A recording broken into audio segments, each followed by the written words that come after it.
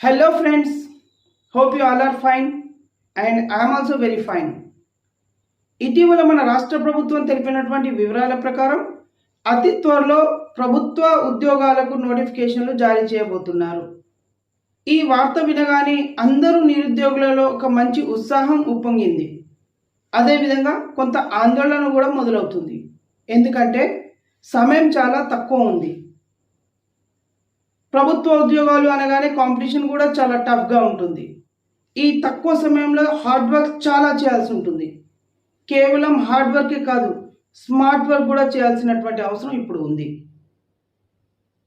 ఈ తరుణంలో నిరుద్యోగులకు చేదోడు వాదోడుగా ఒక మిత్రునిలా నా యొక్క అనుభవాన్ని మీ ముందు పంచుదామనేటువంటి ఉద్దేశంతో మీ ముందుకు వచ్చాను. గత 20 సంవత్సరాల నుండి మ్యాథమెటిక్స్లో మంచి అనుభవం ఉన్న నేను అర్థమెటిక్ అండ్ రీజనింగ్లో కూడా మంచి పటుత్వం ఉంది. సో అర్థమెటిక్ అండ్ రీజనింగ్ ఈ సబ్జెక్ట్ ఏంటి, దీని గురించి చెప్పాలంటే మీరు ఎస్ఏ ఎగ్జామ్ రాసినా, కానిస్టేబుల్ రాసినా, టెట్ రాసినా కూడా, విఆర్ఓ, విఆర్ఏ, ఆర్ఆర్బి రాసినా కూడా, బ్యాంక్ ఎగ్జామ్స్కైనా, టీఎస్పిఎస్సికి సంబంధించినటువంటి చాలా కాంపిటీషన్స్లో అర్థమెటిక్ అండ్ రీజనింగ్ అనేది ప్రముఖ పాత్ర వహిస్తుంది. ఈ అర్థమెటిక్ అండ్ రీజనింగ్ అనేది మ్యాథమెటిక్స్ బ్యాక్గ్రౌండ్ ఉన్న వాళ్ళు కొత్త గొప్ప చేయగలుగుతారు. కానీ చాలామంది నాన్ మ్యాథమెటిక్స్ బ్యాక్గ్రౌండ్ ఉన్నటువంటి వారు ఈ అర్థమెటిక్ అండ్ రీజనింగ్ వల్లనే తమ యొక్క ఉద్యోగాన్ని కోల్పోవడం జరుగుతుంది. అలాంటి నాన్ మ్యాథమెటిక్స్ బ్యాక్గ్రౌండ్ ఉన్నటువంటి వారికి ఒక మంచి అవకాశాన్ని ఇద్దాం, నా యొక్క అనుభవాన్ని పంచుతూ వారికి కొంత సహకారం అందిద్దామనేటువంటి కృతనిశ్చయంతో నేను మీ ముందుకు వచ్చాను. So this is Khalil master going to teach arithmetic and reasoning. నేను చెప్పబోయేటువంటి అర్థమెటిక్ రీజనింగ్ ఏ విధంగా ఉంటుందంటే, ఏదైనా ఒక ప్రాబ్లం సాల్వ్ చేయడానికి తక్కువ సమయం తీసుకోవాలి అండ్ ఏ ప్రాబ్లం చేయడానికైనా కొన్ని mnemonics, codes, logical thinking, illogical thinking కూడా ఉంటుంది. దాంతోపాటు ఏదైనా ఒక కాన్సెప్ట్ని గుర్తుంచుకోవడానికి స్టోరీ క్రియేషన్ అనేది ఉంటుంది. ఈ అర్థమెటిక్ అండ్ రీజనింగ్లో బేసిక్ కాన్సెప్ట్ ఏంటంటే కోడింగ్ డీకోడింగ్. ఈ కోడింగ్ డీకోడింగ్లో ఆల్ఫాబెట్ నెంబర్ సిస్టమ్ అనేది ఉంటుంది. అంటే అతను ఆల్ఫాబెట్స్ ఇస్తాడు, దాన్ని నెంబర్స్లో, లేదా నెంబర్స్ ఇస్తాడు ఆల్ఫాబెట్లో, ఈ విధంగా అమర్చడం అనేది జరుగుతుంది. సో ఇందులో చాలామంది అభ్యర్థులు చాలా సులువు కదా అనేటువంటి ఉద్దేశంతో దాన్ని కొంచెం నెగ్లెక్ట్ చేస్తారు. తీరా ఎగ్జామ్కి వెళ్ళిన తర్వాత అక్కడ at the neck of the moment మీరు ఎగ్జామ్లో కూర్చున్న తర్వాత ఆ సమయంలో మనకు ఆ యొక్క మెథడ్ అర్థం కాకపోవచ్చు. దానివల్ల ఒక్క మార్కు పోయేటువంటి అవకాశం ఉంటుంది. సో మిత్రమా, మనకు జాబ్ రావాలంటే ఎన్ని మార్కులు కావాలి?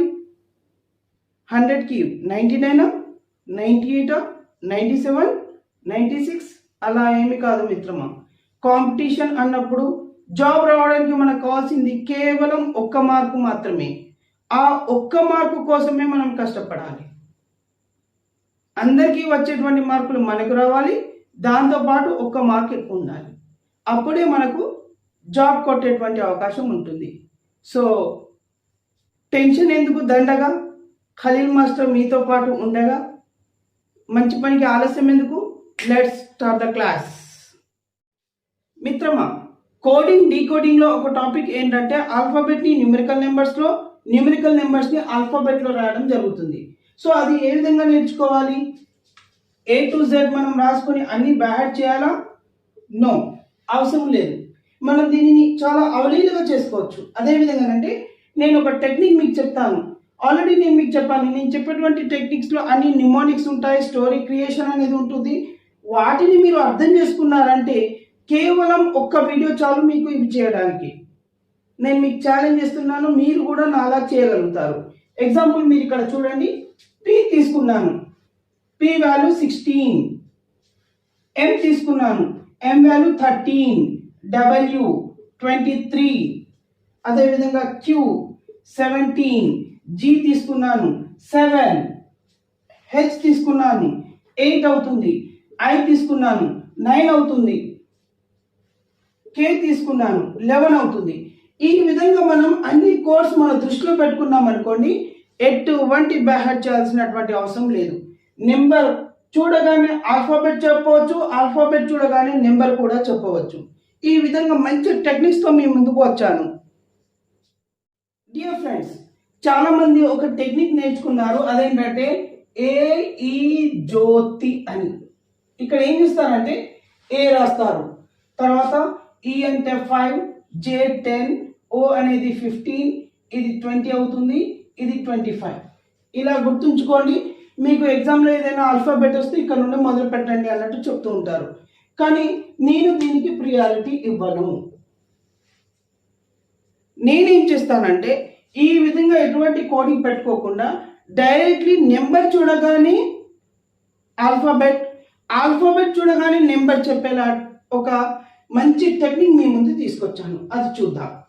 For example A, B, C, D, E వీటి గురించి ఎవరికి చెప్పనవసరం లేదు, ప్రతి ఒక్కరు చేయగలుగుతారు. ఏంటి 1, 2, 3, 4, 5. ఈ అంటే 5, D4, C3, B2, A1. ఇది క్లియర్, ఇందులో ఎటువంటి డౌట్ లేదు. ఇక వచ్చినట్లయితే ఎఫ్. మిత్రమా, నేను మీకు ఆల్రెడీ చెప్పాను, కొన్ని నిమోనిక్స్ అనేది మనం గుర్తుంచుకోవాలి. సో ఎఫ్ అనేది F comes with fix. This is 6. So F fix, it is 6. అలా కాకుండా డిజిటల్ క్లాక్లో 6 అనేది ఇలా రిప్రజెంట్ చేయడం జరుగుతుంది. సో అది మీరు గుర్తుంచుకోండి. Next G7 countries, group of countries, G7 countries. So G అనగానే 7. ఇది కొంచెం గుర్తుంచుకున్నారంటే మీరు చేయగలుగుతారు. హెచ్ వచ్చినట్లయితే ఇది కూడా డిజిటల్ క్లాక్గా తీసుకోవచ్చు. H represents 8. మిత్రమా, ఇందులో కూడా ఎటువంటి ఇబ్బంది లేదు. ఐ అంటే ఐ నో నౌ. హిందీలో తీసుకున్నట్లయితే నోని నౌగా చెప్పుకోవచ్చు. సో అలా తీసుకోవచ్చు. లేదా ఐ అనగానే ఇక్కడ ఒక సింబల్ అనేది మీరు డ్రా చేయండి. ఐ సింబల్, ఐ అంటే ఇక్కడ ఐ సింబల్ డ్రా చేయండి. It looks like 9. I9. Next జే అనేది ఇలా రాయండి మిత్రమా. ఇప్పుడు ఇది చాలా ముఖ్యం మనకు. మనం ఈ విధంగా టెక్నిక్ గుర్తుంచుకుంటే ఇంకా ఈజీగా గుర్తుంటుంది. ఇది జే కదా, దీనిని ఇలా తిప్పండి. ఏమైందో గమనించండి, 10. సో ఆల్వేస్ రిమెంబర్ జే రిప్రజెంట్ 10. కేని కూడా మీరు ఇలా రాసుకోవచ్చు. K11. L means it's a symbol of love. హిందీలో అంటూ ఉంటారు एक दूजे के लिए लव, एक दूजे के लिए. So L represent 12. M కింద ఇలా పెట్టేసని సరిపోతుంది. ఏ విధంగా అయితే మనం జేని పెట్టామో M ని కూడా అలాగే పెడుతున్నాం, K ని కూడా అలాగే పెట్టాం. ఇక్కడ M ఏమవుతుంది 13. Then after N. ఇక్కడ నేను ఒక స్టోరీ అనేది క్రియేట్ చేస్తాను. ఇది కొంచెం ఆపేసేయండి, ఇది నేను స్టోరీ ప్రకారం చెప్తాను. 15.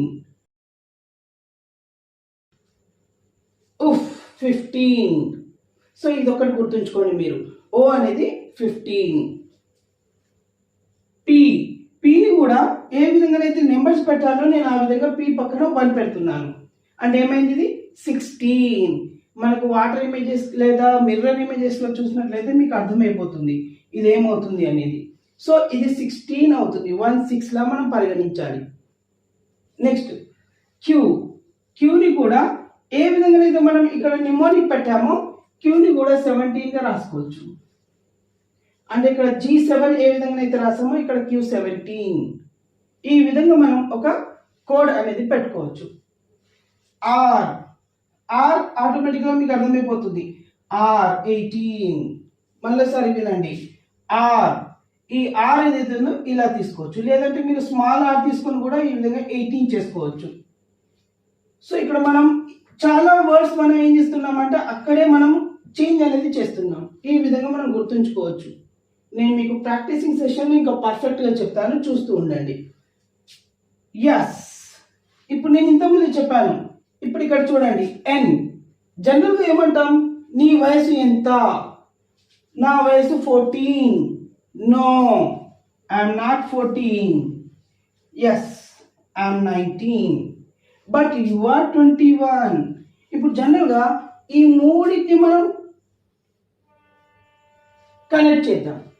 ఇది ఒక స్టోరీ క్రియేషన్ లా. What is your age? No, I'm not 14. I'm 19. You are 21. ఇది ఎందుకంటాము? జనరల్గా మనం మన వయసును దాచడానికే ప్రయత్నం చేస్తాం. మన ముందు వ్యక్తి ఎవరున్నా కూడా 1-2 సంవత్సరాలు వాళ్ళే పెంచుతాం, కానీ మనమే పెంచాం. కాబట్టి ఆ విధంగా సింపుల్గా మనం గుర్తుంచుకోవచ్చు. No, I'm not 14. I'm 19. Yes, I'm 19. You are 21. Come to T. మధ్యలో ఒకటి మర్చిపోయాము, టీ. ఆ టీ ఏంటి?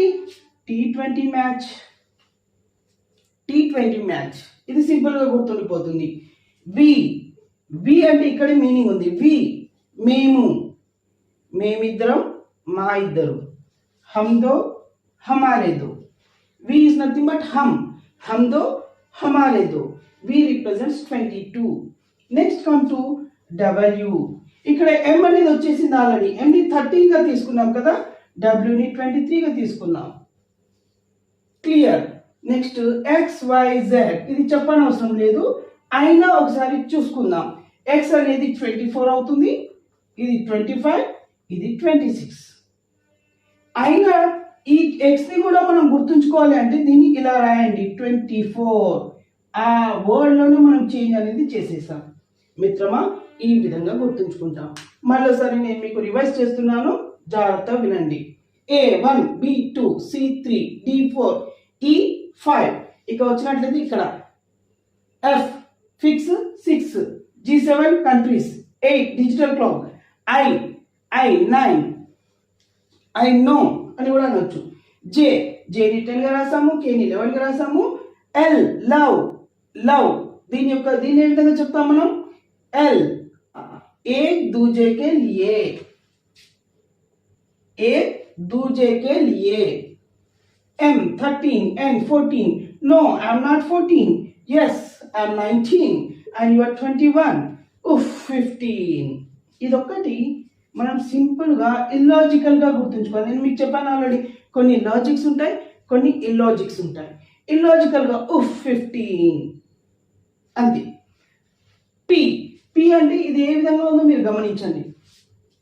దీని ఇమేజ్ మీరు రివర్స్ చేసినట్లయితే దీని ఏమవుతుంది? 16గా మారుతుంది. క్యూ ఏ విధంగా అయితే G7 చేసామో Q17 అంతే. ఇంకా అలా కాకుండా ఇంకో రకంగా కూడా చెప్పుకోవచ్చు. క్వీన్, దాని ఏజ్ ఆఫ్ క్వీన్ ఈజ్ 17, అది గుర్తుంచుకోండి సరిపోతుంది. Come to the point. R అంటే 18. Yes, I'm 19 years. T20 match. your age is 21.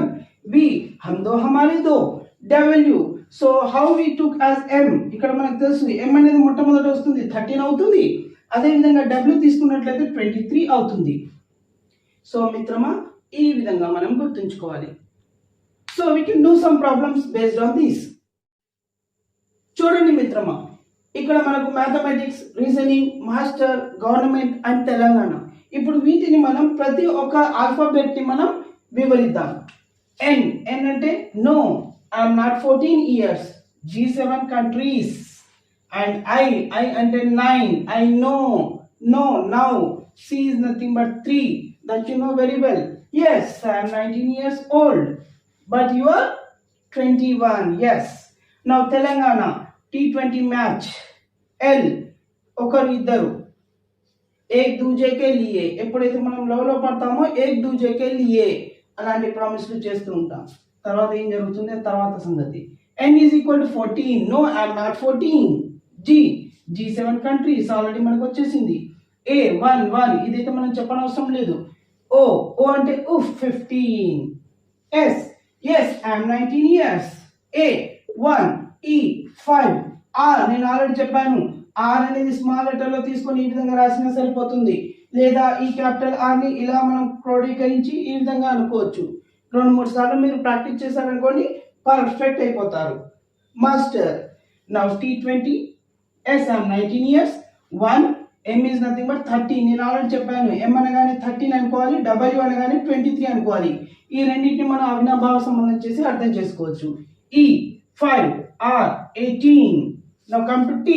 T20 match 1 M13 E5 H8 T20 match 1 M13.